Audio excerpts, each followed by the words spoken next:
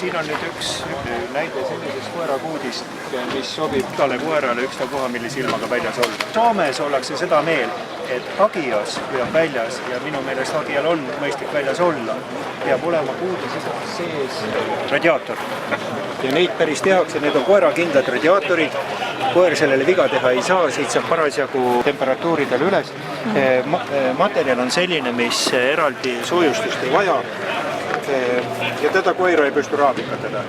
No sanotaan, että mulla on itsellä Jämtlannin pystykorvia, niin ne on täältä nämä kulmat, ne on kalunnut. Mutta enemmän rikki, siis on vaan hampaan jälkiä. Jämtlandi püstkorve praktikas seda kuuti ära rikkuda ei suuda, natukene katuse nurka ehk närib, kui hambad sügelevad. Ja just. Üks asi on, kui on koera kuuti vaja puhastada, siis see lahendus on palju parem, sa saad ta alt puhtaks.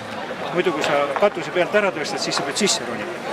Ja ilusti kenasti näeb siin see luuk ees, mis käib kahele poole.